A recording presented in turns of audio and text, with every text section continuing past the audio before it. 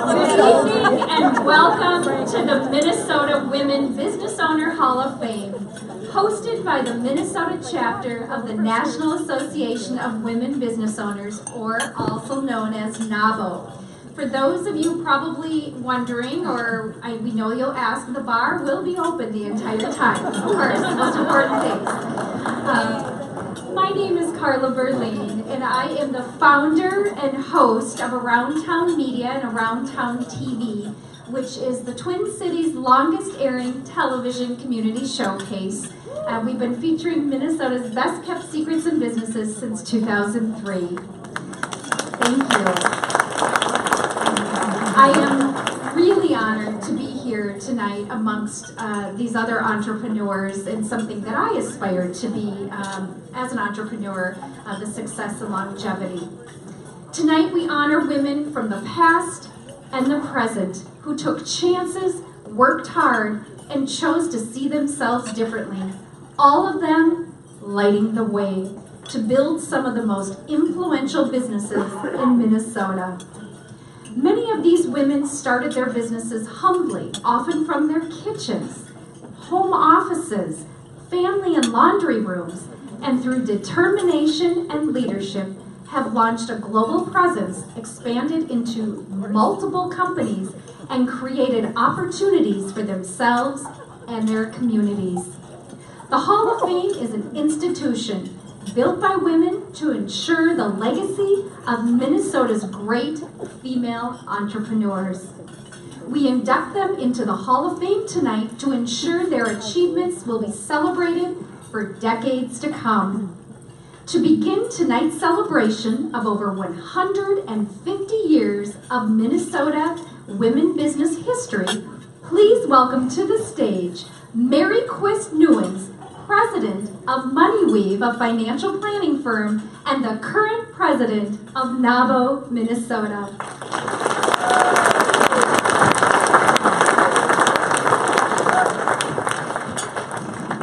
Well, thank you, Carla, and welcome each and every one of you. Tonight is indeed a very, very special night. Tonight we lift up 9 extraordinary women who have blazed trails and lit the way for others. Nobel Peace Prize laureate Albert Schweitzer once said, "At times, our own light goes out and is rekindled by the spark of another person. Each of us has cause to think with great gratitude of those who have lit the flame within us." And so it is with the inspirational role models that we celebrate this evening. Their passion, determination, and grit, often against the very longest of odds, serve as a beacon for each one of us. As women business owners, we are in real need of role models like our remarkable Hall of Fame inductees. They kindle our vision, stiffen our resolve, and encourage our journey. And for female entrepreneurs, successful role models can sometimes be pretty hard to find. In Minnesota, we're so fortunate to see many women reach the heights of corporate leadership, since 41% of states' employed women are in managerial and professional occupations. So we have many wonderful role models that we can choose from that are professional or managers. However, when it comes to women business owners, it's not so much the case. According to the Small Business Administration, just 7.5%, or 1 in 13, of employed Minnesota women own a business. Just 1 in 13. And fewer still rise to the ranks of great success. This makes induction into the Women Business Owner Hall of Fame all the more important, all the more noteworthy, and all the more truly extraordinary. Our theme tonight, Lighting the Way, means nurturing the sparks of vision, stoking the fires of achievement, and bearing the torch of inspiration. Each of our inductees we celebrate this evening are bright, incandescent role models, and it is an honor to honor them. Mary Jo, Kathy, Val, Linda, Robin, Beth, Nancy, Kathleen, and Nell. We thank you for lighting the way and kindling the flames of inspiration within each one of us. Last, we acknowledge the torchbearers of our past Hall of Fame inductees, our past NAWBO presidents, and our current board members who have served as role models since our chapter's founding 41 years ago. And so I'd like to acknowledge these women now. If you are a past NAWBO president, if you're a past Hall of Fame inductee, or a current board member, would you please stand and be recognized?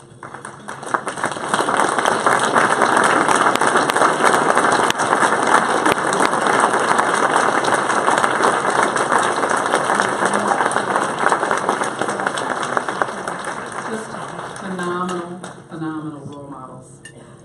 I'd also like to thank our contributors, our sponsors, our volunteers, and our staff members who worked so very hard to put on this fabulous event this evening. Please stand if you're one of those.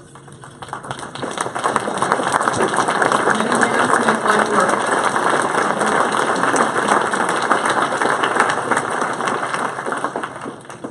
Thank you for your shining example, and thank you for your very hard work. And so, tonight, regardless of gender, regardless of color, regardless of occupational pursuit, these remarkable women inspire us all. As they let their light shine, may each of us find our own. And so thank you for being here. Congratulations to our brilliant Minnesota Women Business Owner Hall of Fame inductees, and enjoy this very special evening. Thank you.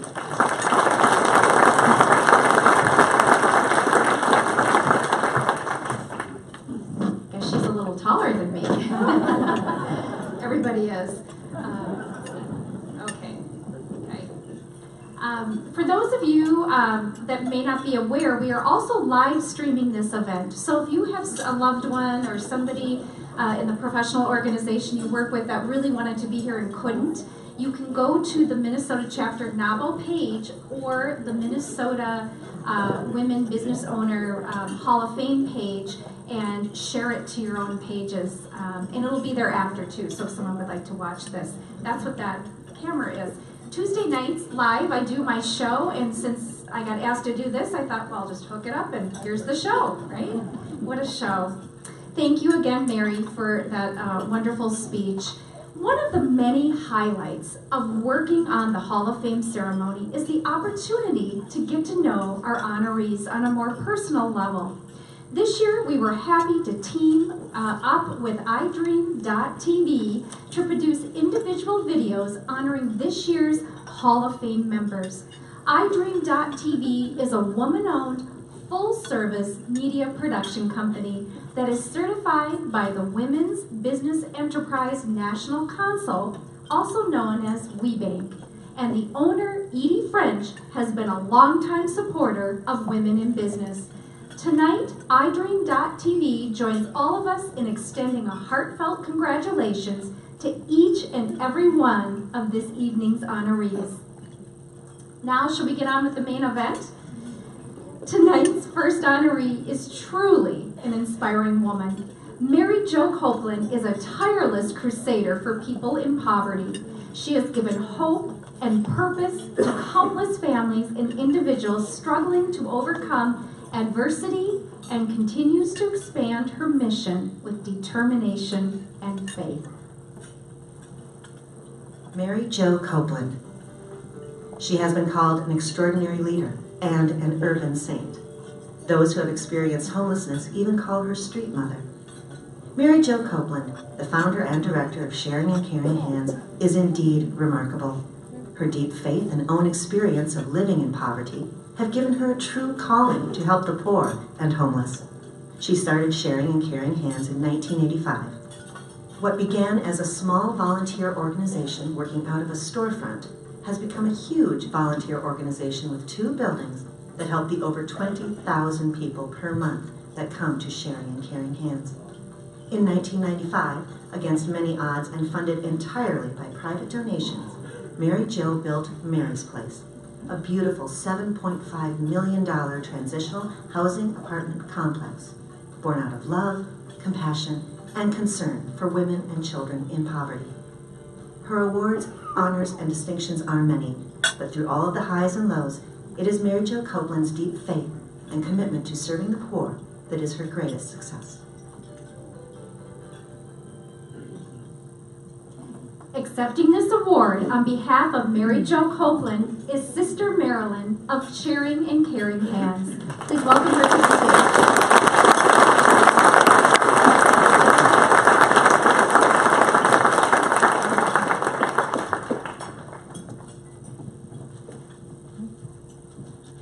Good evening, everyone. Yeah, I'm standing here tonight on behalf of Mary Jo Copeland, founder and director of Sharing and Caring Hands, an NGO founded in 1985 to help those on the margins of our society. I am deeply honored to accept this award for her. For a woman I respect deeply for the impact she makes on the life of the marginalized, the poor, and the voiceless. If we refer to your theme for this year or this evening gathering, which is Lighting the Way, I would say that Mary Jo has lighted and still lights the way for many hopeless people through her countless acts of love and compassion that she shows to everyone who comes to access our services at Sharing and Caring Hands. Mary Jo Copeland has given lots of families hope to live again, particularly those struggling families at Mary's Place Homeless Shelter. To all who know her, she remains that tiny light in the dark, but so strong and unquenchable. If you ask Mary Jo, who has lighted the way for her, or who her role models are, certainly she will tell you that God and Mary are her source of inspiration. They have influenced her in every way and have been her guiding light in all her successes and achievements. She remains grateful to God and thankful to Him for all the things God has accomplished in her and through her. Mary Jo is a fighter, and she continues to fight for the voiceless, for those on the margins of our society. She is ever grateful. She's a woman of faith, and it is her faith that continues to lead her on in all that she does. She's a prayerful woman, a mother of 12, but what she does is beyond, you cannot say it. So, she is thankful to the NAWBO group for this award and for recognizing her outstanding contribution in the lives of the many people, irrespective of color or religion. So she would have loved to be here tonight, but because she couldn't make it, she sent us to represent her, and she is very grateful that she is being honored by this NAWBO. So thank you for the award.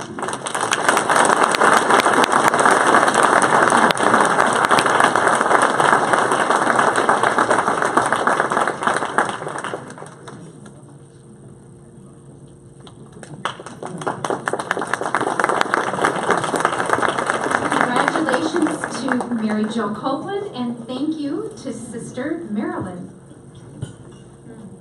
Hall of Fame's beginnings in 2013, Cargill has been a dedicated and instrumental partner in ensuring the legacy of the best and brightest female entrepreneurs in our state. As our founding partner, Cargill even hosted the first 3 Hall of Fame celebrations at their corporate headquarters. Now, in the 6th year of partnership, Cargill continues to light the way for NAWBO, Minnesota to honor the amazing women we'll meet tonight. It is my pleasure to invite to the stage a special speaker, Sonia McCollum Roberts, President of Growth Venture and Strategic Pricing for Cargill Proteins. Please welcome Sonia.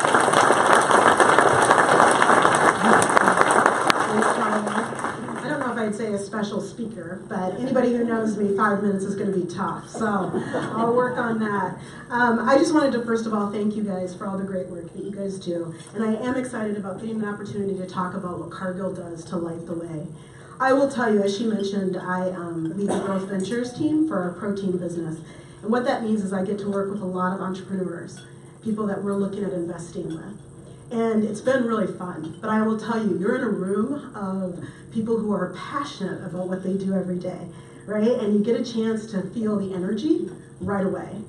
Then they start talking about it and the passion. I tell people I wish I could bottle that and sell it, right? I'd call it passion powder, but it probably would get rejected on a few internet sites at work. And then I love the diversity that you get in this room, not just of age and not just of nationality, not just of ethnicity, but of gender. That for me is amazing. I started working over 30 years ago, and I think back to that time, and you didn't see a room like that. And now I get a chance to meet a lot of women who are starting their businesses, just like you guys. And trust me, they have business savviness, they are smart as can be, and the thing I love most, they're confident. I tell anybody, if you could give anything to your daughter, give her confidence. Amen. It will change her life, right? I even got a preaching over here. I like that. All right, so I'm really proud of being a part of Cargill and really what we are doing to light the way for women. And I will tell you about it just in 3 buckets. One is what we're doing internally. Secondly, what we're doing really with our supplier diversity work. And then thirdly, a little bit about what we're doing in the communities. So first of all, what we're doing internally, many companies, about 70 companies have signed on what's called Paradigm for Parity. And it's about really kind of getting gender parity within the workforce. And we have said, our CEO has said, we have to do this, right? At the end of the day, diverse teams create better bottom line numbers. If there's no other reason to do it, that's a good enough one. But I tell you, there's a lot of reasons to do it. When you do it, you sign on to 5 tenets. One of the tenets is that, in fact, you are eliminating or at least reducing, hopefully, unconscious bias. Not easy to do, right? The second is that you increase the number of women that are in leadership or in decision-making roles. Very significant. The third is that you measure your targets and that you actually hold yourself accountable to them.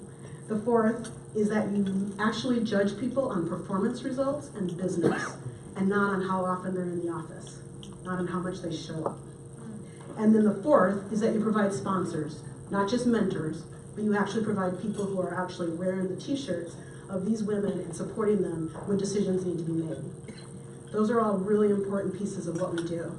And when you sign on to the Paradigm for Parity, that's what you're doing. Now, how does that impact you as an entrepreneur? I can tell you that if you do business with Cargill, like Catalina does, like Doherty does, you should feel that. You should feel an environment, and hopefully, and you hold us accountable to it, right? Where you don't feel the bias when you're coming to do work, that we are setting you up to be successful, that we want you to do well, that you don't have to worry about harassment, that you will be judged on the work you do. That's what we want for anybody who's in the entrepreneurial world. And I can tell you the other thing that we've signed on for is the $1 Billion Club, which says that actually that you will have $1 billion in sales towards women and minority-owned businesses by 2021. $1 billion.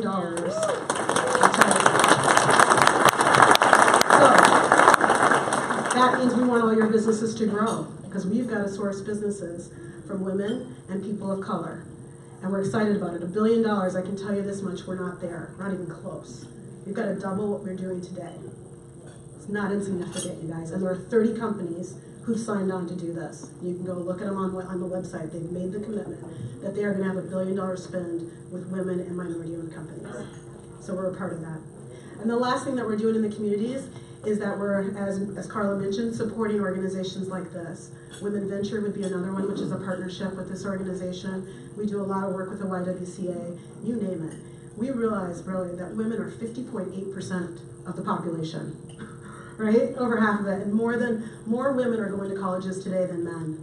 If we want to be a sustainable business, we got to figure it out. And so we're committed to doing that. So I think about Cargill lighting the way. Let me tell you, we've got some ideas, and we need all of you guys to have successful businesses so we can partner together. All right, with that, I get the opportunity also to introduce Kathy Cruz Gooch. So Kathy and I have been working together for a while. When I used to be in the salt business, we actually sold salt to the Catalina group. I used to be the president of the salt. Yeah, isn't that not an interesting business card? And so, I was leading the sales and marketing for salt. Anyway, and you guys will get to learn all about Kathy in the video, and you'll hear about Catalina in the video, but what I really want you to know about her is that she is an amazing, amazing businesswoman. But more importantly, she's a great mom. She's a great grandmother. She's been married to Harold for 40 years this October. Yeah. And more importantly, they actually work together. I mean, I got to tell you, I love my husband. He's right here. Yeah. But we're not working together. So I tell you, there's something special going on there. And I will tell you, she is courageous, and she demonstrates that confidence and courageousness every day. I am so proud of her. I know she gets up every day thinking about those 200 plus employees. I know she thinks every day about those customers. I know she thinks every single day about the communities and what they're doing every single day, and the longevity of what she has so that she can give it on to her 3 kids, Annette, Dan, and Mike, who are all here. So with that, I want to congratulate Kathy and tell you how proud I am of you. And I want to go ahead and roll the video. Kathy Cruz Gooch. Growing up in a large Mexican-American family, with her mother and grandmother passing on their culinary knowledge of authentic Mexican cuisine, and with the flavor and aromas of fresh tortillas throughout the house, Kathy Cruz Gooch grew up wanting to bring the food of her family to the public. Kathy mastered the art of tortilla making and brought authentic tortillas to the marketplace almost 30 years ago, launching Cruz Tortillas in 1985, creating tortillas, burritos, and tortilla chips for Minnesota grocery stores and restaurants. The company grew quickly, and in the early 90s they sold the Cruz brand to launch Catalina Specialty Foods. Less than a decade later, to meet customer demand and realize their dream of opening their own tortilla facility, Kathy and her husband opened a state-of-the-art production facility in a joint venture with Cargill Kitchen Solutions and named it Catalina Mexican Foods. The company also created Catalina Cares, a corporate social responsibility program focused on community service, government and business compliance, and environmental conservation.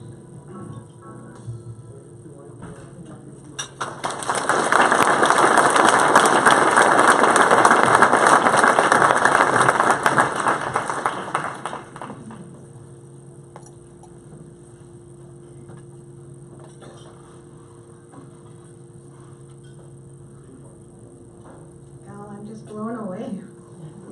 Thank you so much. I appreciate such a warm reception. And I'd really like to say that I'm so honored to be here and to accept an award.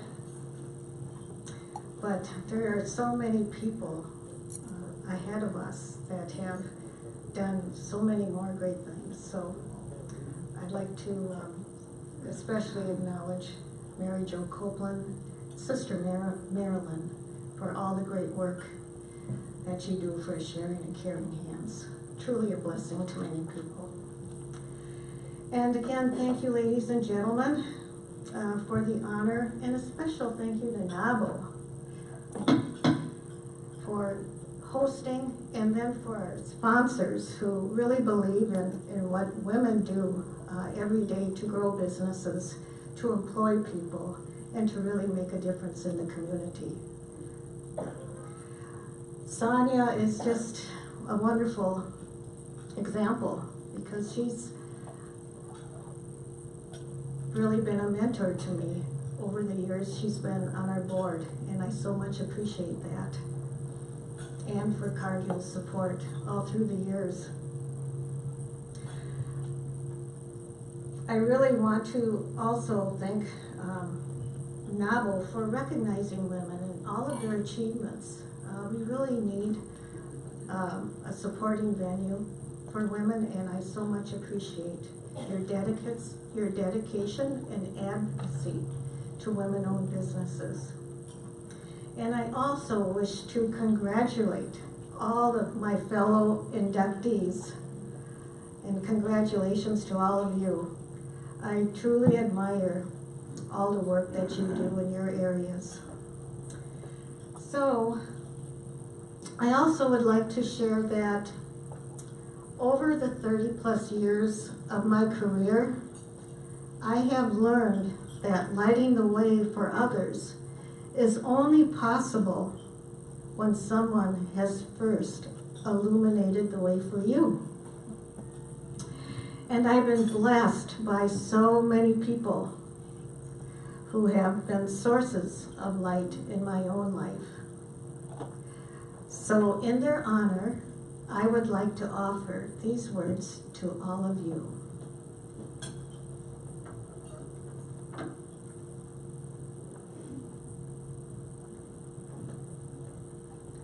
Light is a vibrant and marvelous thing. The sunrise inspires every songbird to sing. It burns off the frost that is formed in the night and turns every day toward a future that's bright. The sources of light in our lives burn yet brighter, inspiring our steps, making our loads much lighter. The sources of light in our lives, they abound. They sparkle and glimmer, inspire and astound.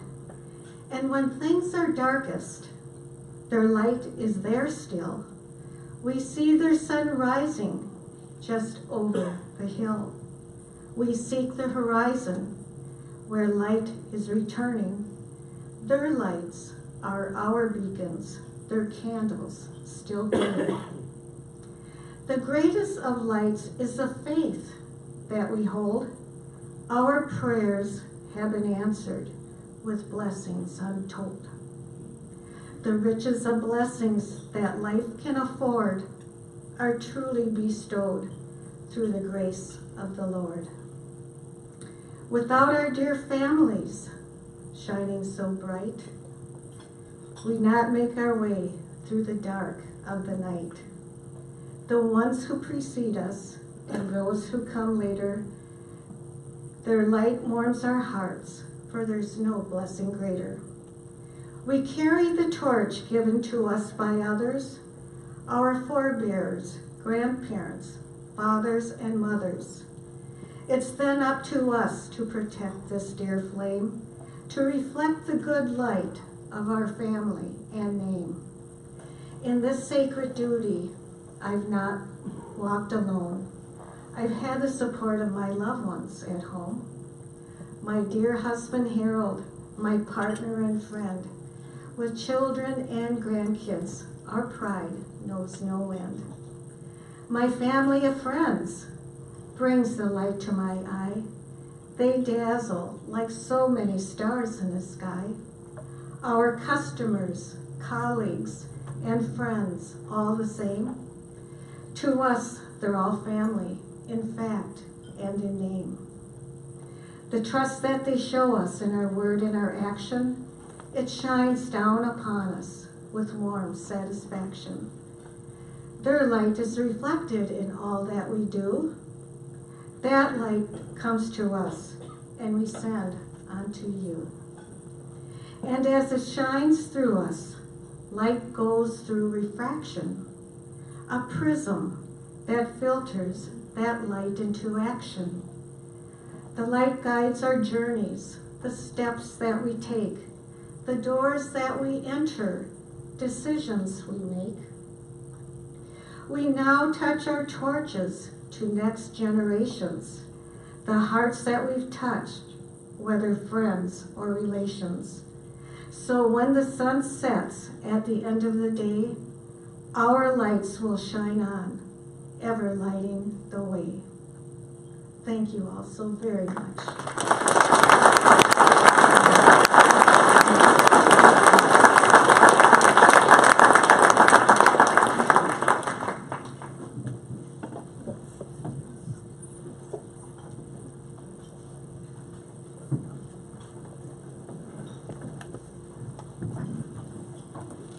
Thank you to Sonia, and congratulations to Kathy. Our next honoree is Valerie Doherty. Valerie's professional career began as a lawyer, but when Quality Temp, the temporary hire business she started with her husband Tim, began to flourish, Valerie began devoting all of her time to the family business. Quality Temp has now become Doherty, the employment experts, and has also acquired Dahl Consulting. Valerie is also a decades-long member of NAWBO. Valerie Doherty. In April of 1980, America was in a terrible recession, and companies were more likely to be cutting back on temporary help instead of seeking it. But even in those trying times, a young couple were about to open the doors of their new temporary employment company. Valerie Doherty and husband Tim started Quality Temp. With a vision, perseverance, and a lot of hard work, the business grew quickly, and Quality Temp became Doherty, the employment experts. Doherty is the largest woman-owned, family-run staffing agency in the upper Midwest. Valerie and her husband Tim have worked together for nearly 40 years growing the company. Doherty now boasts 25 branch office locations and services another 25 clients on site. Doherty recently acquired Dahl Consulting, an established professional staffing, direct placement, and vendor management firm located in Minnesota. Dahl creates the perfect complement to Doherty employment expertise in the light industrial and office support verticals. Valerie is inspired by her employees, a team of people who want to be part of an organization that moves forward, helps individuals find work, and significantly contributes to the community. Please welcome to the stage to accept her award, Valerie Doherty. And when it's done up here, be sure you go over here to get your picture taken with your award.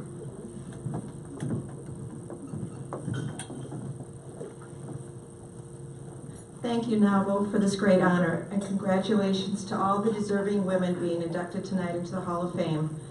Your stories and successes are such an inspiration.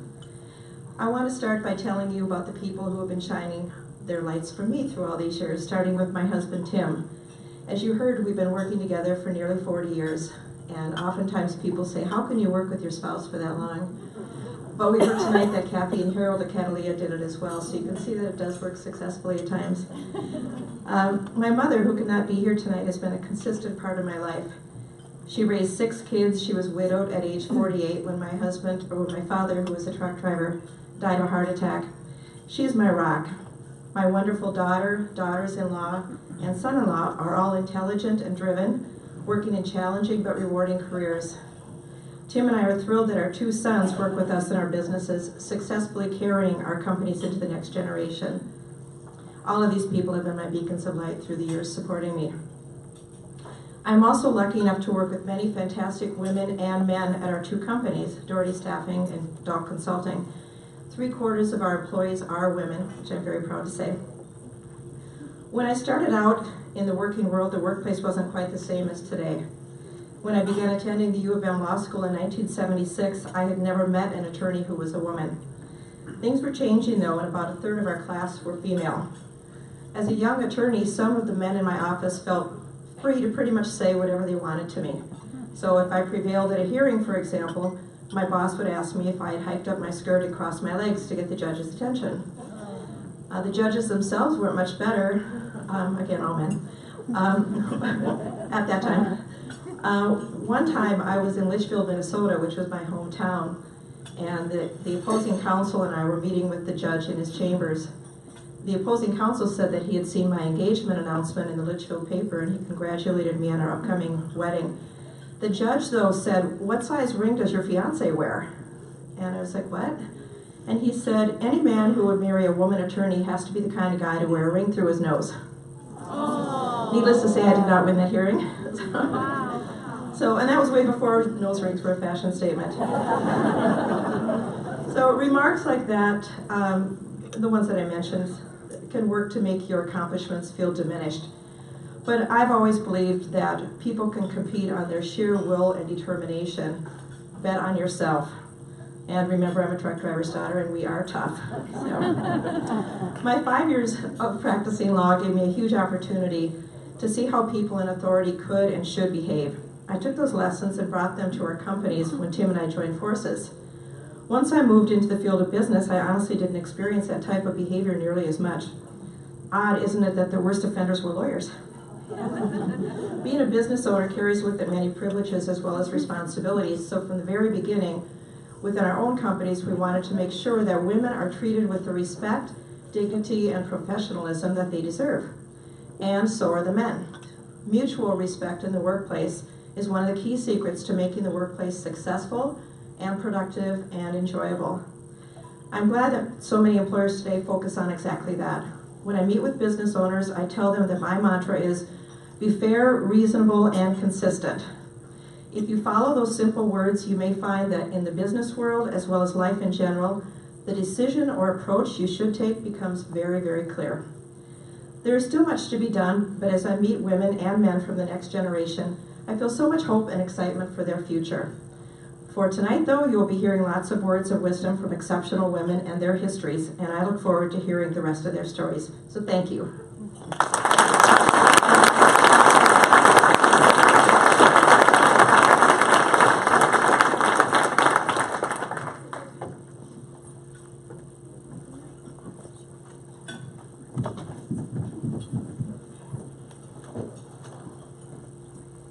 Congratulations again to Valerie. Now we honor Linda J. Hardinger Lee, third generation president and CEO of Anchor Paper. Believing that if you set your mind to it, you can do anything, Linda created a culture of outstanding customer service, as well as diversifying the company and expanding its product to succeed in an ever-changing market. Linda J. Hardinger. Linda J. Hardinger served as Anchor Paper's CEO and president from 2001 through 2014, representing Anchor Paper Company's third generation of family leadership. Linda was one of the first female executives in paper and packaging distribution, but she wore many hats in the family business before becoming an executive and managing the company's fine paper sales force. In addition to aligning the company with the premier and diverse paper lines that it is known for today, she is credited with diversifying the company's capabilities as the national paper market contracted. Not only dedicated to the success of Anchor Paper, she was committed to the paper industry. She gave back through national board service, in 2010 becoming the first female president of the Association of Independent Printing Paper Merchants. Linda was also the first recipient of NAWBO's Pioneer Achieve Award in 2013. Linda passed away in 2014 at the age of 58. Linda leaves behind a legacy of integrity, grit, and innovation at Anchor Paper Company. She was a proud mother of 2 daughters, Brooke and Jessica, and she was a devoted wife of 33 years to her husband, Robert. Accepting the Hall of Fame honor for Linda J. Hardinger Lee are her daughters Brooke Lee and Jessica Dussault.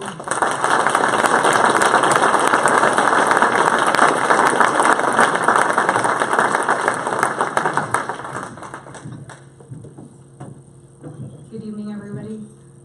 First, we want to thank Minnesota's NAWBO chapter for acknowledging our mother and her accomplishments, both as our mom and as our fearless leader at Anchor Paper. I'm really fortunate. I got to work with Linda for 7 years, and I watched her lead through some tremendous challenges and successes. Some of those challenges, the buyout of a family member, a labor stoppage with our Teamsters Union, and leading through a contracting national paper market and through the Great Recession. In that time, we saw a lot of our customers, suppliers, and competitors consolidate, and some of them close their doors. It's been an incredible ride for her, and I'm so incredibly lucky to be her daughter and to get to pick up her torch and her legacy at Anchor Paper. I'm Jessica, I'm Linda's youngest daughter, and I'm proud to say that I'm Linda's daughter. I absolutely know that I would not be the person I am today without her lighting my way. She was encouraging, positive, and a good role model. She was a woman who took challenges head on in a world that was still catching up with the idea that a woman could handle the job and still be the matriarch of her family. It was not until she left this earth that I had a better view on Linda's leadership as a professional. Her funeral spoke volumes to this. It was a bitterly cold day, and like a true boss, she requested her funeral to be on a Sunday so it didn't affect other people's work schedules. The church was maxed to capacity and there was only standing room, and people were definitely standing. Bordering the pews, people were there to pay their respects to a woman who I later learned lit their way. After the service, I had the pleasure of meeting people who worked with my mother. Linda saw the potential in people, even if they did not have the college degree or the experience expected for the job. I remember people saying, "Your mom gave me a chance." These loyal employees varied across the industry, warehouse staff and salespeople alike. In reflecting on this, Linda lit the path for not only the paper industry or her family, but for other people involved in her life. She knew people mattered, relationships mattered, and families mattered. Perhaps this is because when she started at Anchor Paper as a novice professional herself, she was told she would not make it. She certainly did not let that stop her, and in the face of this doubt, persevered her way to earn the role of a president and chief executive officer of Anchor Paper. She was a force that was positive, smart, and tough, yet fun-loving. She led by example, and her spirit has served as a role model for those that had the pleasure to know her. Thank you.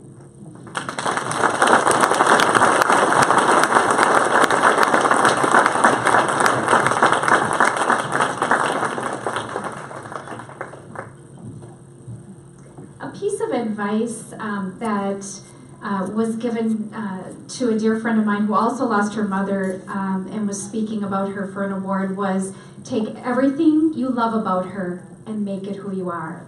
And I'm sure she's very proud of both Brooke and Jessica tonight in accepting the award and their lovely speeches. Congratulations to her as well. I'd like to take a moment for all of us to reflect on this year's theme, Lighting the Way. There are many ways we can look at this particular collection of words. The trailblazing women that did what no other woman had done before in business or community engagement, or the innovations in current practices made by women who had many obstacles in front of them, and those that use their successes to lift other women entrepreneurs up, keeping them instead of keeping them at an arm's length or being altogether closed off. So many of our Hall of Fame honorees talk about that one person who believed in them enough to encourage their dreams, help them find funding or other support, and continue to champion them through success and challenges. Women are stronger when they band together and support one another. For over 40 years, NAWBO, Minnesota has been a beacon of that philosophy, and all of the women we honor tonight, whether they are NAWBO members or not, are shining examples of what it means to light the way. Our next honoree is Robin Cosina, a lasting supporter of NAWBO, both as a longtime member and as a sponsor for the organization through her company, Media Relations. Robin knows that giving back is essential to living a successful life and to building a successful business. From the beginnings of her business, she was determined to build a culture where all employees support not only each other, but their communities, and women especially could support and mentor each other, opening the doors for success for all. Robin Cosina. 30 years ago, Robin Cosina and her husband Lonnie launched a media relations agency from their laundry room at home. They were convinced that selling media coverage by an individual story instead of by the hour was a better way to build a successful business specializing in product marketing. What started as a small home office business now serves a global clientele from as far away as Malaysia, Japan, Australia, and England. Robin has also built a business environment that celebrates a strong culture of women working together, calling on one another's strengths through collaboration, mentorship, and supporting diverse ways of giving back to the community. In addition to her many hours committed to local organizations, including Women Venture and Depart Smart, Robin has also received many awards and distinctions, including Volunteer of the Year from the Bloomington Chamber of Commerce, 25 Women to Watch from the Minneapolis-St. Paul Business Journal, and the National Association of Women Business Owners Luminary and Lifetime Achievement Awards. Please welcome to the stage, Robin Cosina.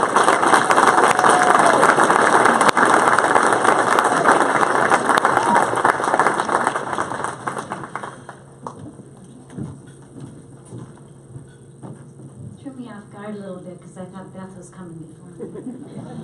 Well, anyways, what an honor it is to be included with this amazing group of ladies. And what I like best about these celebrations is it's so uplifting. It's really uplifting.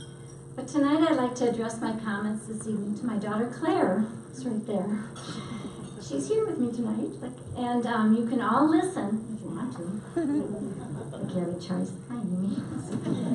Claire, the best advice I can give you is to live your life with intention and to lift people up along the way. As you go through life, you'll no doubt run into people who will tell you you can't do something. You may even sow a seed of doubt yourself. But don't believe that for a second, because excuses and doubts are nothing but paper tigers, and paper's a silly thing to be afraid of. As you intentionally build your life, keep in mind that it's both a duty and a privilege to lift those up around you. Watch for them, find their passion, and lift them up.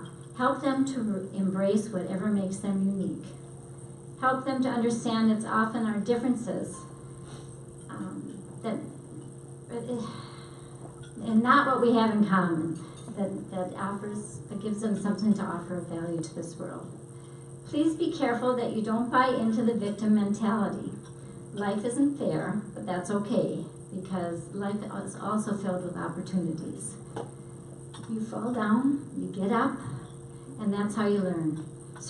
Learn to survive, and you also trust your strengths. Be thankful for your challenges. You should also ignore the person who says you're held back because you're a woman. Those days are over. Trust me, I'm your mother. Now, don't get me wrong.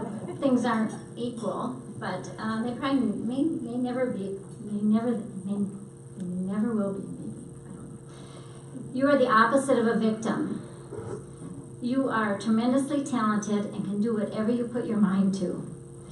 When you take chances and lift other people up around you, no doubt some people will take advantage of your kindness, but that's okay. That's their problem.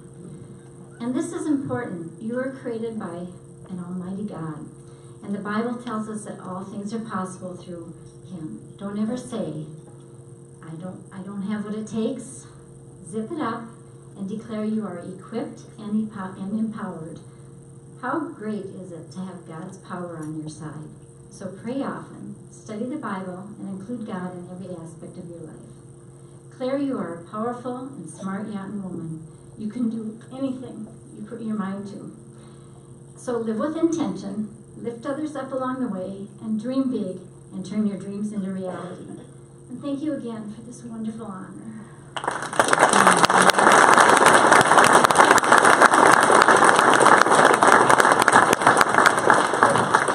Congratulations to Robin Castina. And now I'm pleased to bring to the stage the 2017 NAWBO Woman Business Owner of the Year, Lily Hall. Lily is the owner and CEO of NOC Inc., an independent, full-experience creative agency, and the newest sponsor of NAWBO Minnesota.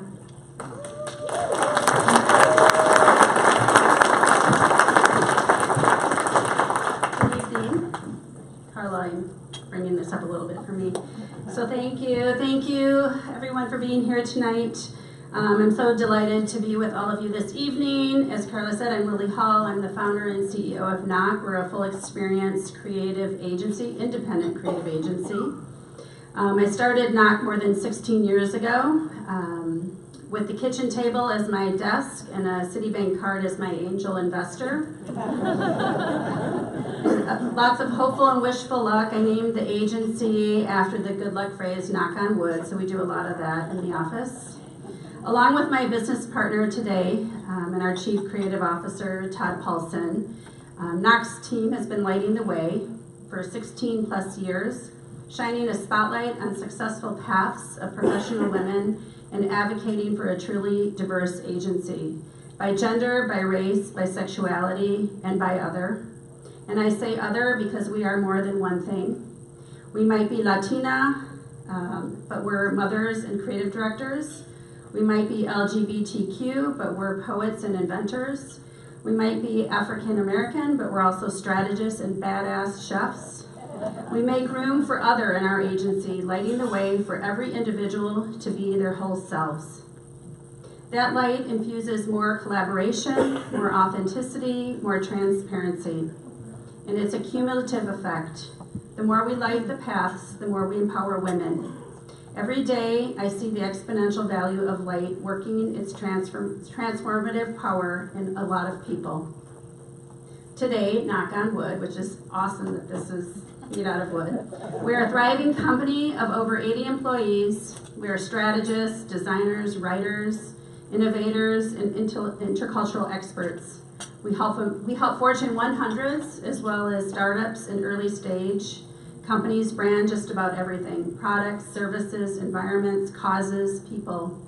By helping clients understand the potential of their brands, we're lighting the way to successful opportunities to grow in many ways. At NOC, our commitment to diversity, inclusion, and gender parity is an ongoing mandate at our agency. It's always been a part of our DNA. Because when we honor each individual for who they are, we allow them to become role models in our community and beyond.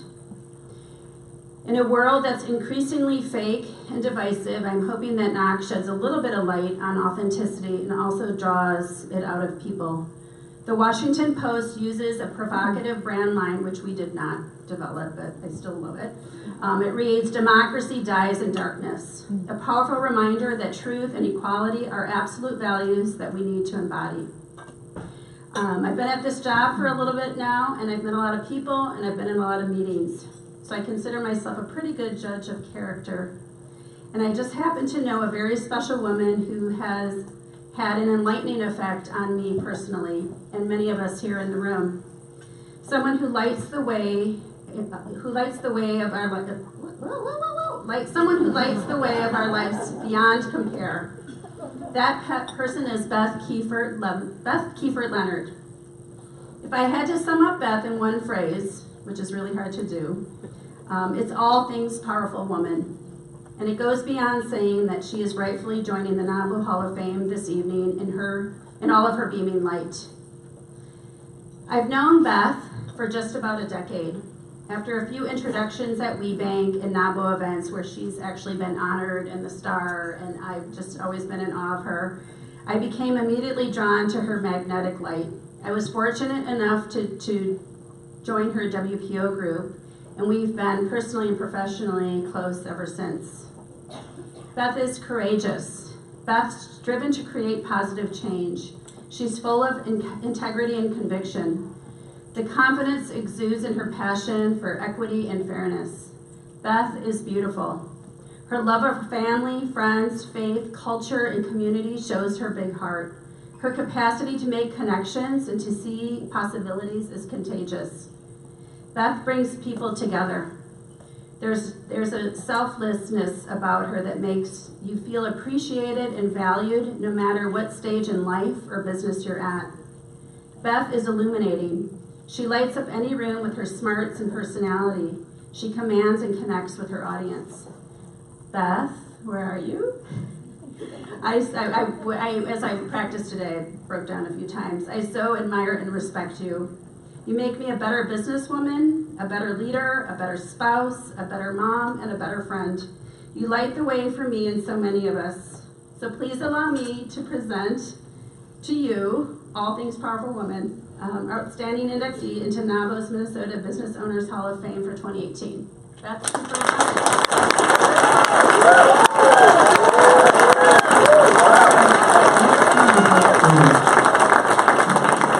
Kiefer-Leonard is the managing partner of Lurie, LLP, one of the leading accounting and consulting firms in the United States.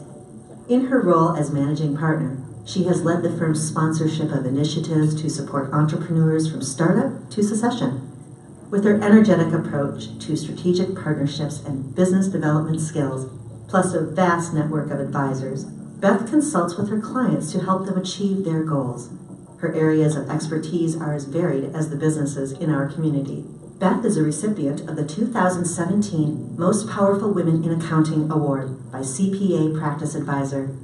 She has been recognized for her support of women in business by the Small Business Administration, Women's Business Development Center, Women Presidents Organization, and the National Association of Women Business Owners. Her current leadership positions include serving on the Board of Overseers and Executive Committee for the University of Minnesota Carlson School of Management. In addition, Beth serves on the U.S. Bank Board of Advisors and is on the Board of Directors for the Women's Business Development Center.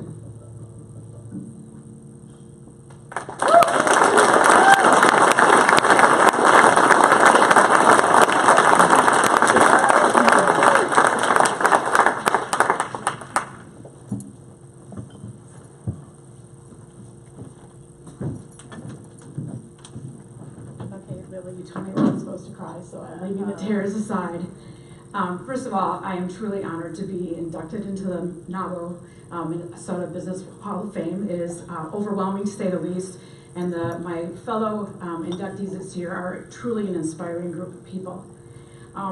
As a Minnesota sports enthusiast, and I say that truly from the bottom of my heart, when I got the email about the Hall of Fame, all I could think about was, that's where you go when you're done with your career. And although I know that's not true, I was wondering if someone was trying to tell me something in a not so subtle way. However, when I look back at my career, there have been so many people that have been lighting the way for me. My colleagues and partners, accepting, open-minded, and willing to take a chance. A career filled with firsts in our firm and in the profession. These opportunities were encouraged by the leaders of the organization as I was moving up in responsibility, and ultimately, the same people that were mentoring and sponsoring me became my colleagues and trusted partners. Over the past 10 years, we have accomplished so much together. Your belief in our shared vision is what has enabled us to stay ahead in an incredibly competitive landscape. The women pioneers that invited me into their space, Hetty Ratner, the co-founder of the Women's Business Development Center in Chicago. She is a legend, the first and largest center in the country, who at 75 still rides her bike downtown Chicago to work every day. She taught me about the importance of women's entrepreneurship and that economic opportunity is the only way to change the world for women. Marcia Firestone, with her concept of the Women's Presidents Organization, which I'm fortunate enough to be with Lily and many other people in the room, has brought together women business owners in a professional peer-to-peer mentoring group. She allowed our firm to be the corporate sponsor, and today we boast 7 chapters with over 150 women representing over $1 billion of revenue and thousands of jobs for Minnesotans. These women represent creativity, perseverance, and the energy to pursue their dreams and impact lives. Being involved with so many women also gave me the courage to do things I had never thought of doing before, like taking a chance on the first-time candidate for Senate. I am proud of being in the inaugural group of Amy's Angels. Wasn't a bad bet, right? Finally, my friends and family. The road has always been smoother with you by my side. My parents who encouraged me and provided the foundation for values that are easy to live by. Be fair, be honest, and be happy. Pretty simple stuff and often hard to do. I often hear and heard tonight how important it is to teach our daughters to be strong women. As the mother of 3 men, I have to say it was equally important to teach them to respect strong women.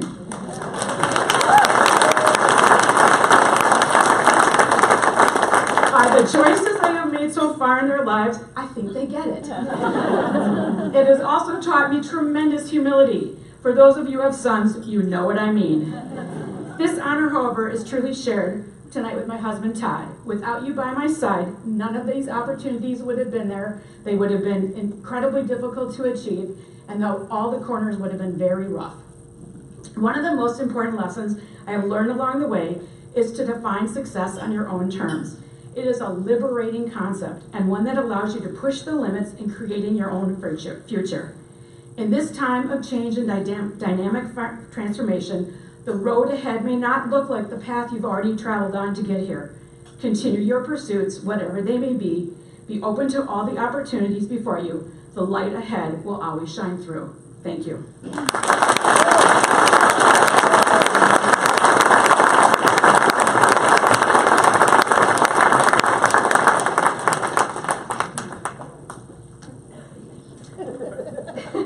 With all these scripts. Okay, let's see. And thank you, Lily, and congratulations again to Beth. I have been in this business for over 30 years. I have emceed and introduced Miss Americas, Miss Teen of Americas, music celebrities, media celebrities, sports celebrities, but I have to say this one takes the cake. The Minnesota chapter of NAWBO is thrilled and honored to introduce our special guest speaker, Minnesota's senior United States Senator, Amy Klobuchar. U.S. Senator Amy Klobuchar is the first woman elected to represent the state of Minnesota in the United States Senate. Since being elected in 2006, Senator Klobuchar has earned a reputation as an effective, results-driven legislator willing to reach across the aisle to get things done. She has continued to fight for opportunities to ensure both the inclusion and success of women in all sectors. As the ranking member of the Joint Economic Committee and member of the Senate Commerce, Science and Transportation Committee, Senator Klobuchar has led efforts to implement a competitive agenda to ensure businesses have the tools they need to grow and create good jobs. Last year, she passed the bipartisan Promoting Women in Entrepreneurship Act. This legislation authorizes the National Science Foundation to encourage its entrepreneurial programs to recruit and support women to extend their focus beyond the laboratory in the commercial world. It is my honor to introduce Senator Amy Klobuchar.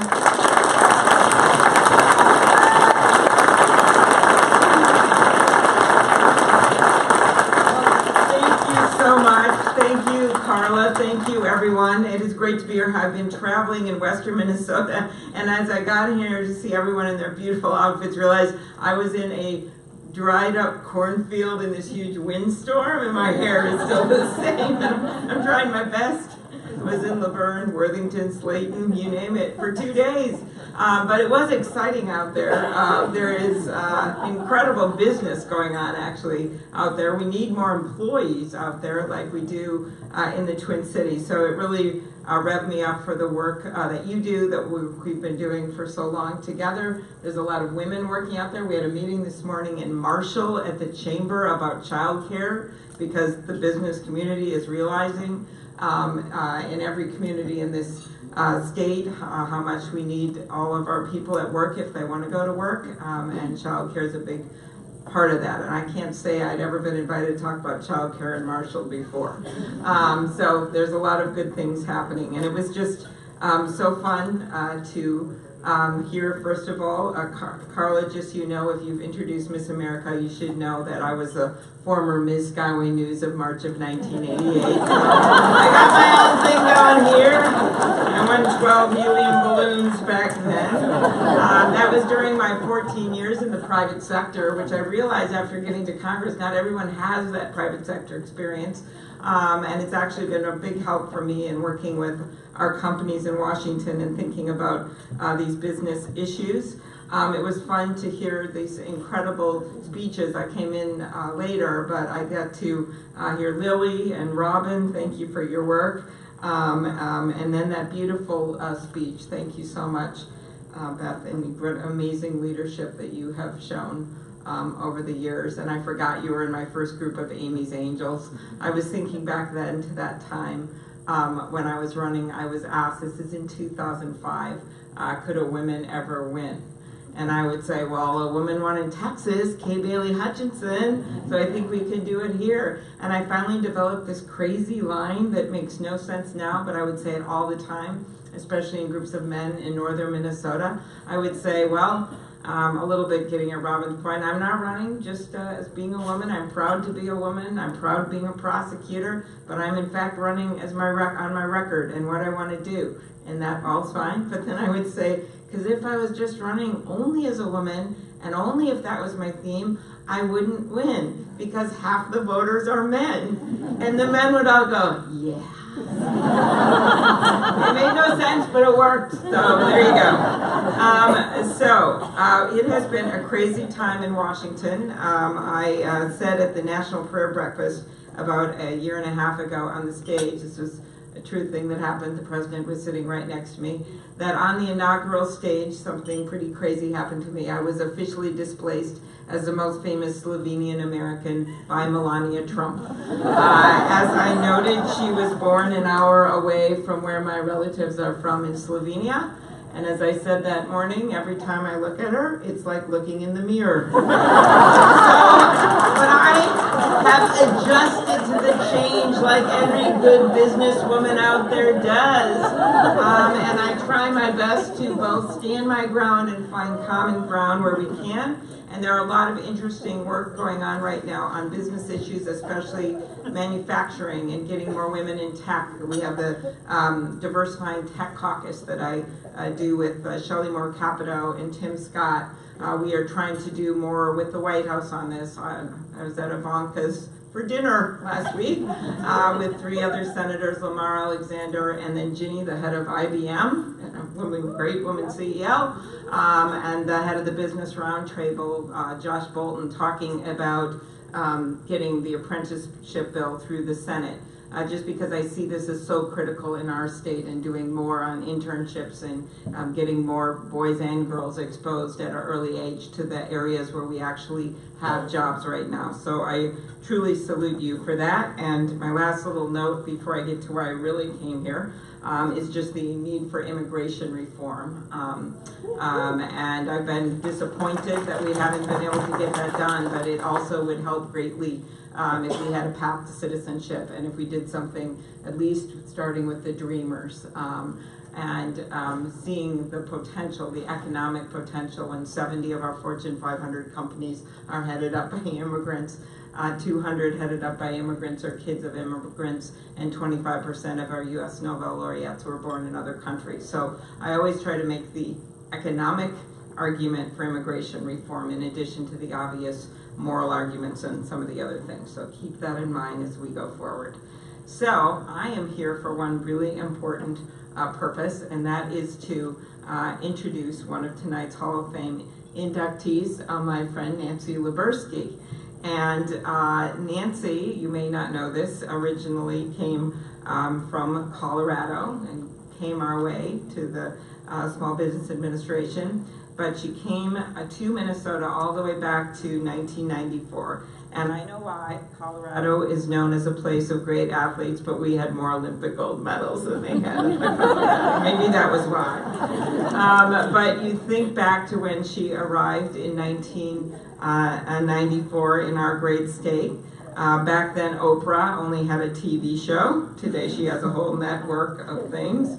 Back then, fewer than 6 million women owned businesses. Today, it's twice that. 12 million, that's all because of you, Nancy. And they employ 9 million people. Back then, this is fascinating, in 1994, there were 0 women CEOs in the Fortune 500. Today, we have 24. Okay, that's cool, but it is, this is something I just learned tonight, it is still fewer than there are CEOs in the Fortune 500 named James. Okay,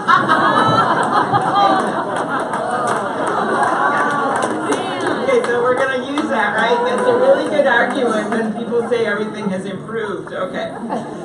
But what hasn't changed in these 24 years is Nancy's commitment to our state and to our region's small businesses.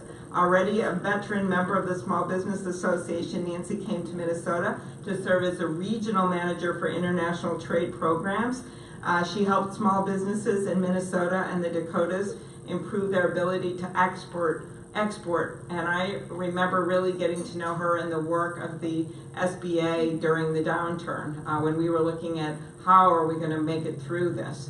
And realizing that so many of our businesses weren't exporting, and there was this whole market out there. If they did, most were going to Canada or Mexico, but there was an entire other market. And she's helped so many farmers, business owners, and startup reach more customers around the world, from Mara to Munich, Rochester to Rio, St. Cloud to St. Petersburg. I remember making this one of my main themes. Every time I went on the radio, I would talk about exports, exports, exports, and we had more and more calls, and then we got to add more people, remember this, to the Minneapolis-St. Paul region, as we got more and more customers in, and it was kind of self-fulfilling and was a good thing.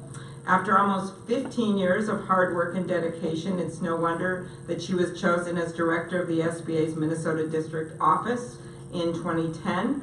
And since then, she has led their efforts to help innovators and self-starters in every part of our state. I remember during her first year as director, we toured a Minnesota-based bakery together to show off how this business had helped to create 180 jobs. I remember we had to wear some really ugly blue hairnets. You know, you always, when you're a politician, you think about like Michael Dukakis when he had that helmet on in the tank, and hats are always bad of any kind, but we had these blue hairnets. And I remember the owner said at the time, you need dough to bake bread. And that is true. Then the other memorable moment with Nancy was when the National Hockey League had their lockout, which was almost as bad as the government shutdown for Minnesota. Like, this was devastatingly bad. And so, of course, it actually was for the businesses in St. Paul, because it wasn't just the Wild, it was also the businesses around there that relied, the bars and other places that relied on those games. And it was 80 days in, and the small businesses were hurting, but Nancy was there to help out and find ways to get business to them. It's just an example. You might not think about it, but she would do those things all the time. From 2011 to 2016, while Nancy has been Minnesota's director, the SBA operating loans increased 65%, get this, for Hispanic Americans, 45% for African Americans, and 34% for women. So that is called spreading the wealth in our state, and we're pretty excited about that. So I think of what Justice Ruth Bader Ginsburg once said. She said, women belong in all places where decisions are being made.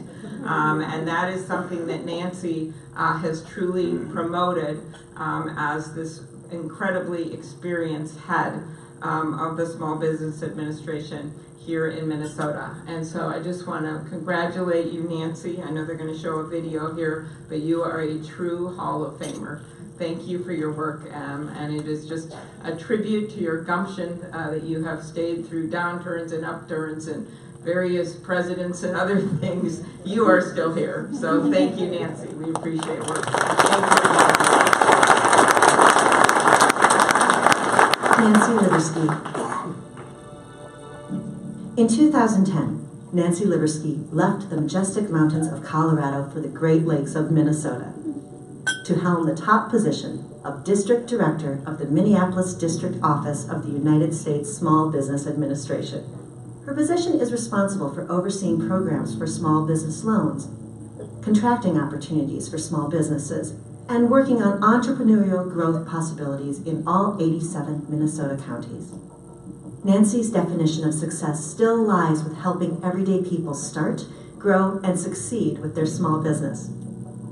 As director, her version of success lies in watching her team members have the ability to grow professionally. Some would call it a soft spot, and some would call it mentorship, but Nancy wants to support people working to achieve their dreams, giving each individual an opportunity to learn and grow professionally. Through her efforts at the SBA and as an advisory board member for the Women's Business Development Center, women-owned businesses are growing at an incredible rate in Minnesota. Women-owned businesses have received $102.6 million in SBA-backed loans in 2017, a 14% improvement over the year before.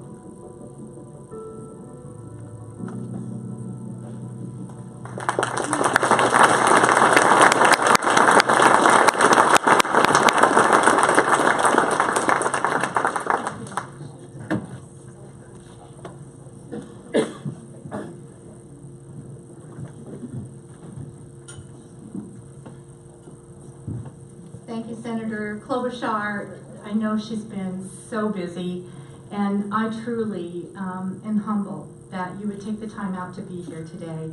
I know that you're extremely busy. I can't tell you what an honor it is to be gathered here with so many people and to be recognized among so many wonderful women. However, I wouldn't be here without the support of my family, friends, and colleagues. Family. For when I become cranky and when I feel incredibly overwhelmed or discouraged, all I have to do is look at my family and I feel better. For my friends, for accepting me the way I am. To my colleagues, for working hard and making me look good. I'm very honored tonight that my immediate boss, Rob Scott, who is our regional administrator from Ohio, flew in to be here with us. Thank you very much, Rob. However, through my course of life, I have been extremely fortunate to have numerous mentors or role models. I'll start with my mom. She taught me to see the kindness and love in always doing something for others. She always told me, Nancy, look at the good in people versus the bad. She was my strongest supporter when I left my homeland of Colorado to move to Minnesota, even though I had just lost my father and her husband. I wish she could physically be with me here tonight. However, I have a very strong hunch she's in heaven. She just went to heaven recently, but I know she's looking down with that smile. Professionally, I has truly been gifted with those mentors. My first mentor taught me how to be a civil servant. He taught me the importance of details and accuracy, how you never cut corners within the federal government, and you work harder for those things that you believe in. After moving from Colorado to Minnesota, it was like starting all over again professionally. I had to prove myself once again. I started working for one of my other great mentors. She was located in headquarters in Washington, D.C., but she took me under her wing. She showed me how to work for the federal government as a woman in a totally and completely different level. She showed me how to work from a local level to a global level. She taught me the finesse in working with top government officials, and she coached me to skillfully maneuver through the rules and regulations of the federal government. However, you must also be able to sell and implement new ideas and programs. I truly have been blessed also to work with the Senator Amy Klobuchar, as she has, I don't know how she does it, but she has the strongest work ethic, and I do not know when she sleeps. The woman is always go, go, go. But I also totally admire what she does in Washington, D.C., and for our state of Minnesota, especially with bipartisan controversies as well as challenges. After being appointed the first female district director in the state of Minnesota, oh my gosh, another glass ceiling, here I am. I have to prove myself, I'm a woman. However, I am very pleased. When I first became a district director for the U.S. Small Business Administration, there were hardly any women directors. That number has now increased threefold in number of women district directors working for the Small Business Administration. Success has changed over the years, however. Mine used to be totally watching a small business grow due to my help. Today, I have to tell you, my greatest professional satisfaction is watching my office team members realize their ability and gain the tools to grow professionally. My soft spot is my family. My husband, who has supported me in everything I do, and he always encourages me to do more and do what I want to do. My daughters, who have grown into beautiful, strong, professional women. Hopefully times have changed somewhat, and their challenges are different than mine were. However, again, if you don't have challenges, you don't grow. My goddaughter, who is only beginning her journey of life, I hope that I can be there to help you along the way. I love you. I have 5 granddaughters. Oh my God. I just hope I have enough energy to keep up with them. They're little bit older, but oh goodness, please give me the strength. My greatest wish is that I will be able to continue to light the way in life for anyone who will allow me. Thank you for this great honor. I appreciate it.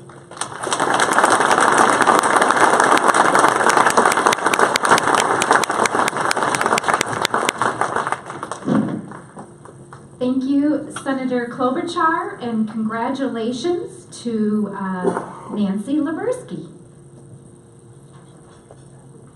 Our next honoree tonight is Kathleen L. Meyer, owner of Meyer Contracting, a company that has contributed greatly to the infrastructure and culture of the Twin Cities. Kathleen was the first person in her family to graduate high school and college, and that drive, evident at a young age, is what propelled her company to its success and earned Kathleen respect, many honors, and distinctions. Please welcome to the stage, oh, excuse me.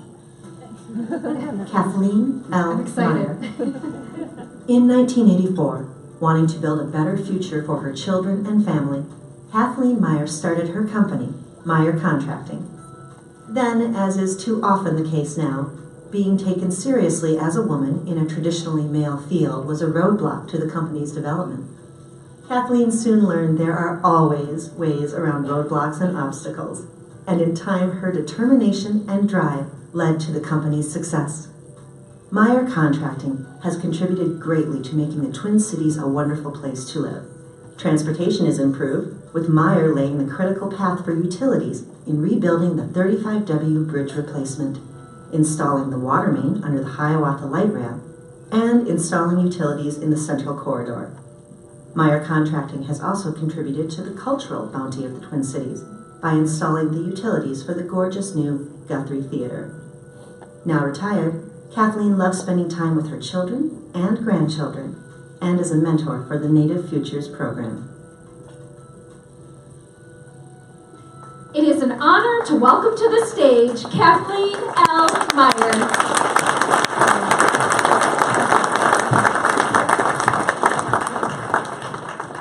Well, thank you, one and all. Holy smokes, it's hard to follow all these successful women. I'm proud to be here. I don't know how the heck I got here. I guess they chased me down. I guess I didn't answer emails. They had to call the office. The office had to email me. They had to phone me. You know, if I didn't recognize the email, I deleted it. Anybody would, right? Well, you have to keep in contacts. I've been retired for 5 years. All that happened 5 years ago. Well, not all of it, but most of it did. Anyway, I don't want to bore any of you. My God, it's, 8:30. You guys worked all day. And you've been here so graciously sitting here, listening to all of us. And what I want to do is, I have to start. To me, it just makes sense. I have to start with this table over here. This table over here has my 2 children. Started this company when that one was 4 years old. He fell asleep in the dump truck when I was driving it around. He's not 4 years old anymore. This other one, this one, I told her at her wedding, there's 7 billion people in this world, but there's only one of her. And that one missed out on her mother big time because I was building that company. And I have to ask both of my children to please forgive me for having spent so much time at the company and not with you. I'll never be able to replace that time. But I hope I'm able to make it up to you as a grandmother and as a mother. Thank you, kids.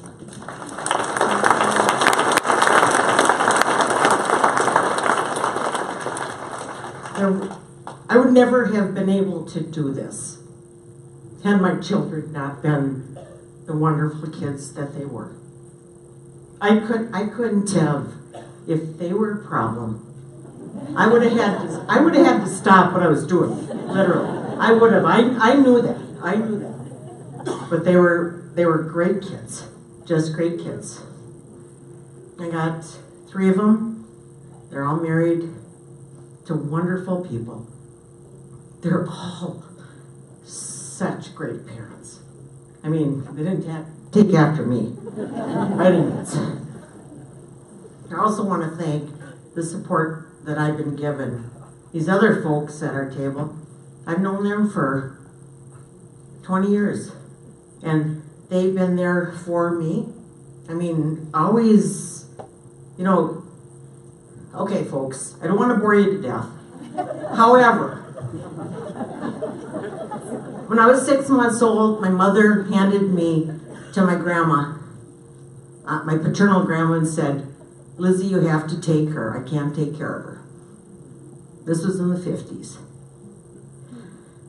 Anyway, so I never realized I was homeless until I retired and I had time to think about it. I was thinking about what a wonderful life my grandchildren had in front of them and then comparing it. Okay, I'm 4 years old, I got a bag, a brown bag, I got all my worldly surroundings in there. So I went from, living from sleeping on couches, sleeping on armchairs, sleeping on the floor, sleeping with my grandma, never knowing that life was any different than that, because that's all I knew. I was a child. And then I had to get an address, because I had to go to kindergarten. So then I showed up at my dad's door, and he had to take me in. Anyway, no sob story. It helped to create the strong woman I am today. That helped to create Meyer Contracting and helped to create those beautiful children that I have there representing or supporting me. I'll tell you what, my whole life I have not had support. I have just kind of flew under the radar. And that's okay. The company was successful. I provided a home for my children. I remember showing up at my father's door, 4 years old, not understanding why the heck I was there. And I can remember the first words to him was, "Do you have food?" Anyway, I didn't want to have that kind of life for my family. And I accomplished it. And I'm darn proud of it.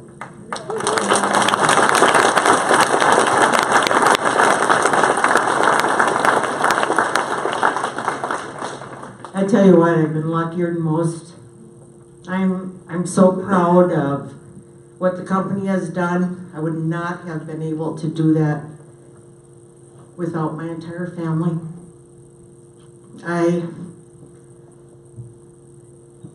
I'm speechless that they took the time to find me.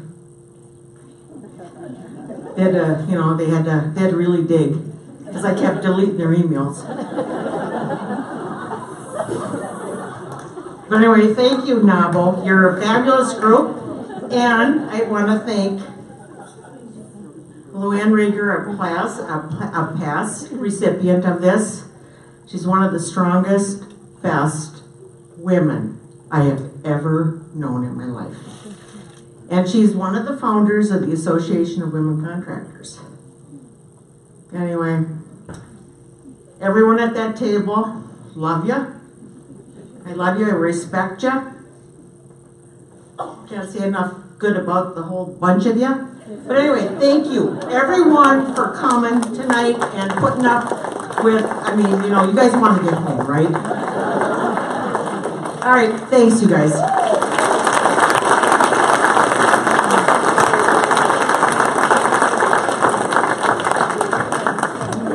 Congratulations, Kathleen. I am so inspired by all of these amazing stories of these entrepreneurs. Our final honoree tonight was known as the matriarch of Stillwater, Minnesota, and is now remembered as one of the great hostesses of luxury hotels in the United States. Nell Palmer had an adventurous and glamorous life, but she also worked extraordinarily hard with her husband Arthur, made Stillwater's historic Lowell Inn a legend. Nell Palmer. Even though she started as a performer playing trumpet in her family's concert company, and later became the leading actress in a traveling theater troupe where she would meet her future husband Arthur, Nell Palmer came to fame as an innkeeper. She was the flamboyant grande dame at the Lowell Inn, Stillwater's Mount Vernon of the West. And it was that flair for the dramatic, acquired in her earliest years, that counted strongly in her extraordinary success. Since childhood, Nell had been a professional performer. However, as motion pictures took over the entertainment industry from the vaudeville circuit, Nell and Art found themselves new jobs, managing the Lowell Inn, and after years of hard work, purchased the property in 1945. For 40 years, Nell made her entrance down the banistered stairway at the inn to greet and take care of guests, and was known as the matriarch of Stillwater, Minnesota. Indeed, Nell and Art created a true home for visitors. The hotel set new industry standards recognized all over the country, and recipes and innovations used by the Lowell Inn were featured in many books and magazines of the time. Accepting the NAWBO Minnesota Hall of Fame Award on behalf of Nell Palmer are her granddaughters Laura Palmer and Mary Simon. Please welcome them to the stage.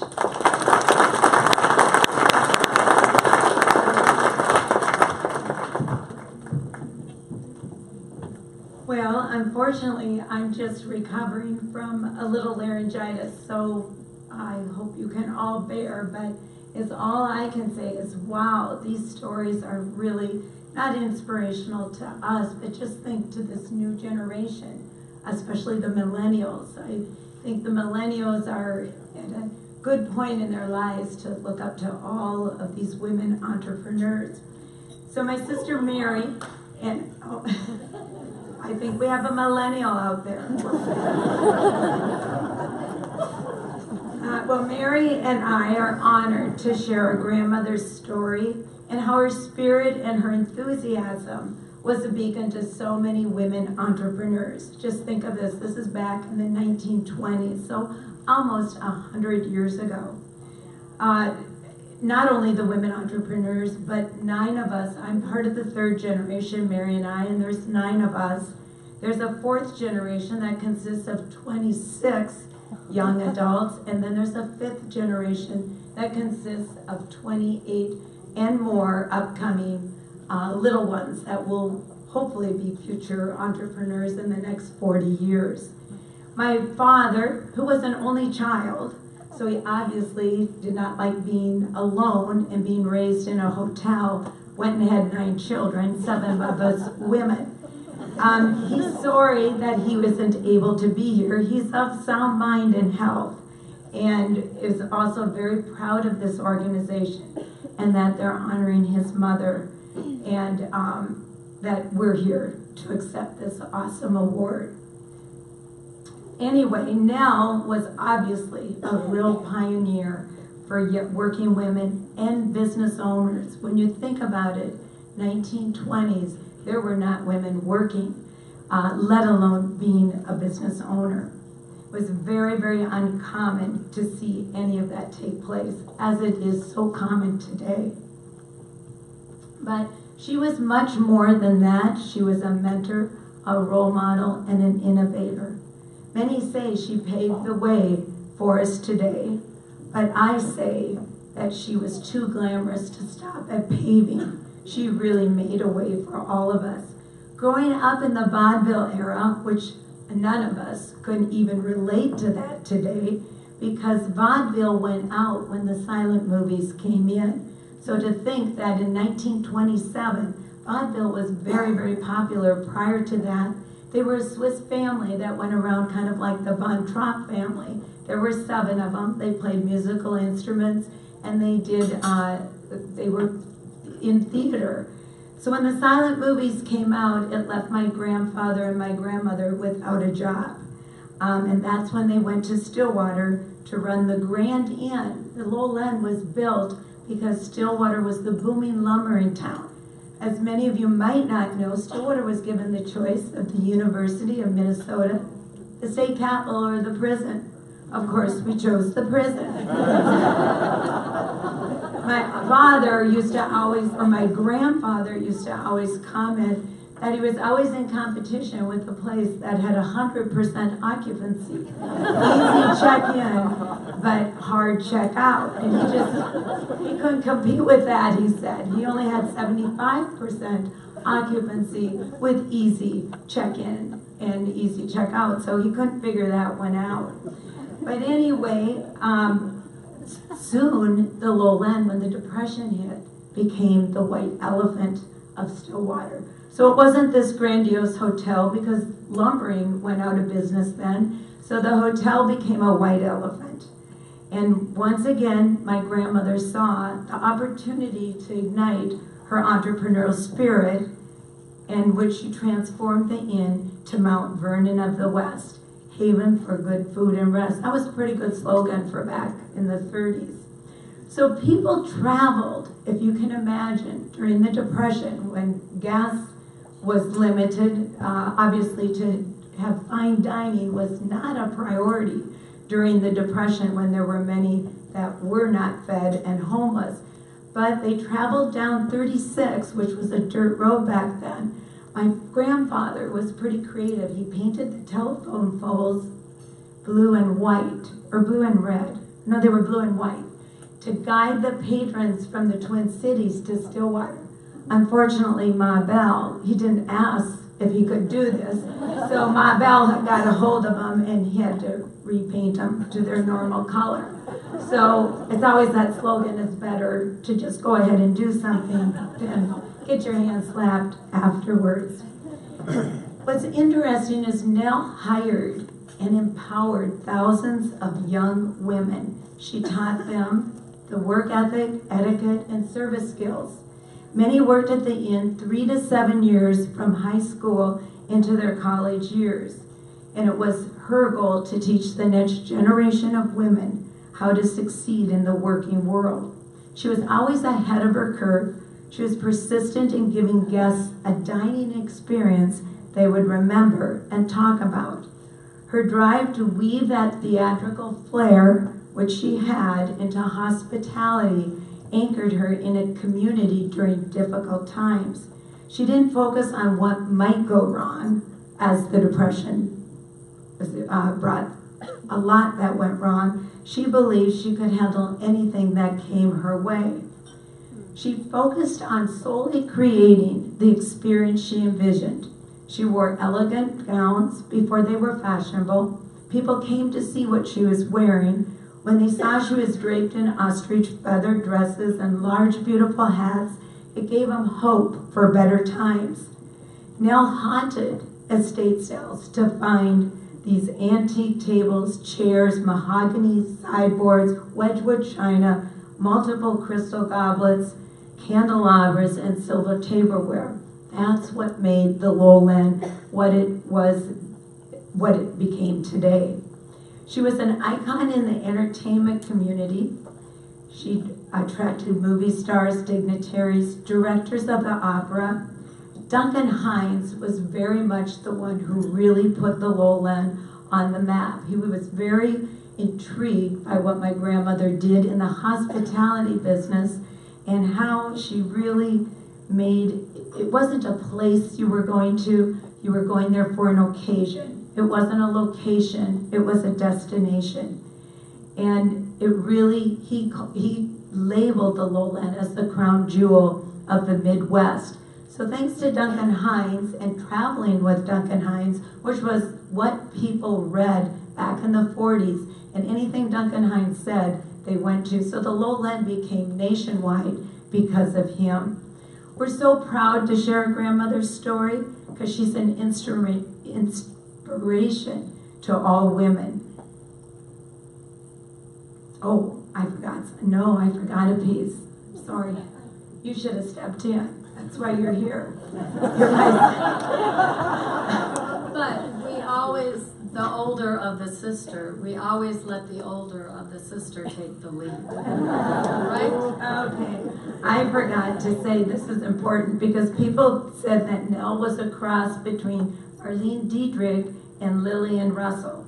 She wasn't shy and she was a true inspiration. One of her favorite friends was also Liberace, so you can see they were kind of two of a kind. He used to come and rent the inn, and I remember we used to have to say when we were in college, oh my gosh, we have to go home and have dinner with Liberace at midnight with all his entourage. And all our college friends were like, well, couldn't it be Mick Jagger? Why Liberace? So there were some pretty unique experiences. We're proud to share our grandmother's story because she was an inspiration to all women. And she had a passion to break the ground and make a lasting impact for others. Nell's legacy has become the light at the end of the tunnel because that we all know we too can do the impossible. My daughter Larissa, who's here, she's part of the 4th generation, those 26 young adults. Thought it would be great if I closed. Unfortunately, it's a gentleman that had this saying. It's Thomas Edison. Thomas Edison said genius is 1% inspiration and 99% perspiration. Nell is our 1% inspiration, and she taught us that 99% of hard work, failure, overcoming difficulties, and unforeseen obstacles is what makes our success worth every minute of sweat. So thank you very much.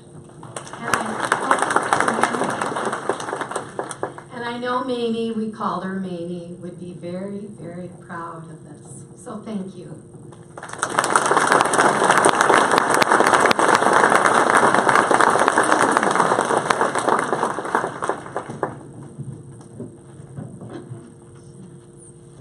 Thank you to Laura and Mary, and congratulations to Nell. And now it is with great pleasure I'd like to welcome to the stage Buffy Blasey, the Executive Director of NAWBO Minnesota and CEO of We Spark Growth, a business outsourcing and consulting company. Please welcome Buffy Blasey. I went to college with Buffy in Augsburg, and we were there for kind of a grand opening, and we ran into each other, and I ran to do this. And what an honor, what an inspiration. I have to just say thank you all. It's been such an inspiration to hear your stories as an entrepreneur, and of course, thank you, Carla. Good job. Thanks, Carla did a great job, right? Everybody here? I'm going to wrap this up fast. Normally I could talk forever. First of all, I want to thank all of our sponsors. I think you guys know putting on an event of this size takes a multitude of people, and I do want to thank our founding partner and sponsor, Cargill. Just to let you know, 6 years ago this event started as a vision, and Cargill has been there for us from day one, waiting and there to support us. They hosted the first 3 of these events, and without them, we could never have been able to do this and honor these women.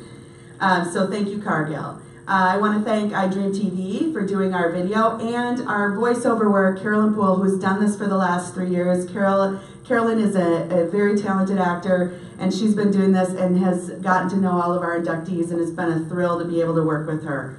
We have our printing. I can't tell you how much printing this thing takes. And I want to thank Anchor Paper for providing the paper, and for Sea Change for actually doing all the printing and getting it here on time. This stuff is beautiful. Please take your program with you. It is a memento, and if you need some extra, I think we have some. We have Evolve Systems, who does our beautiful Minnesota Women Business Center Hall of Fame website. We have our photographer, Maurice Northrop Photography, is here today, and all of that will be posted on our Facebook page, and we'll make sure that the inductees get some photos of this wonderful event. We have Creative Resources, who provides our beautiful awards. And finally, I want to thank my team at We Spark Growth for their hard work in putting the programs together and the invitations and all of that stuff. And finally, I want to thank NAWBO Minnesota, for which I wouldn't be here today. I'm going to just share a couple of little things. If you've seen me speak in front of people before, you know this event, the first one, this is why I'm a part of this organization. It changed me that day. It is amazing to me how little we know about the women who have been growing and building and supporting and taking on these businesses, family-owned businesses. We didn't know. Did you know that there are multi-generation, women-owned family businesses? The Smead Corporation. I tell people all the time that Sharon Evan and Ebba Hoffman, multi-generational, women-owned family business, manufacturing, do all your manila envelopes. You know who they are, right? I spent 20 years in finance and banking, in Constance Bakken at Citizen Bank, and Belva Rasmussen at Northeast Bank. Women did not exist. I was one of 3 senior vice presidents at TCF at the time, and this was in 2000. This just doesn't happen that much. We have Rose Trotino, we have Leanne Chin, and I have my friend Marnie Oxrally, who said, I didn't know that was a real person, right? These are real people, real women doing amazing things in their business. Taking on businesses, the Ambassador Sausage Company. These things need to be shared. We have Dorothy Dalkos here from Nordic Wear. I mean, I'm telling you, the bun pan is revolutionizing the world, right? We all have one. Did you know women are running these companies? They are growing them. They're internationally recognized. And they're here in this state, right? We have Lydia Dubner. I'm telling you, I tell the people over at St. Paul Chamber, their awards, Dubner Awards, named after Walter Dubner. But Lydia, she was the woman. She created that bag, that paper bag with the handles. That's hers, right? Okay? She deserves the same status, right? That's what this institution is about. The Minnesota Women Business Owner Hall of Fame is about honoring these women who have done some amazing things and built them humbly. Do you know how hard it is to get people to get up on the stage and talk about themselves? We have to cajole them to do it and send them millions of emails to be able to do this, right? So I'm telling you today, this institution, this event, it is special because we are going to continue to find them. You cannot be nominated for this award. This is an act of research. We look at far and wide. You can send us ideas because we don't know everybody. But it's our duty, it's our honor to be able to share and light the way for more and more women, the young women who are coming up, and all the entrepreneurs in this room. I know a lot of you, and you are spectacular. You too can be one of the honorees here. I want this to be the biggest thing in this entire state. I want us to honor more and more women. So far, 62 plus the 9 tonight. And we have more to do. And if you want to be a part of it, you can come see me because I'd love for you to be more and more involved in what we're doing today because it matters. What's next for us? We're going to continue to light the way. We're going to shine our light for others. We're going to bring you along. We're going to find you. We're going to support you. And we're going to help you grow your business and see extraordinary opportunities in that. And we're going to do it together. And I hope that you'll be here when we do. Thank you so much for coming. Thank you to our honorees and congratulations. And we welcome you to stay and meet some of them. Here's a couple of housekeeping issues before we leave. Our honorees, there are signs out in the reception area with your pictures on them, and they are yours. Please be sure that you take it with you. Thank you so much. Drive safely, and thank you so much for coming tonight.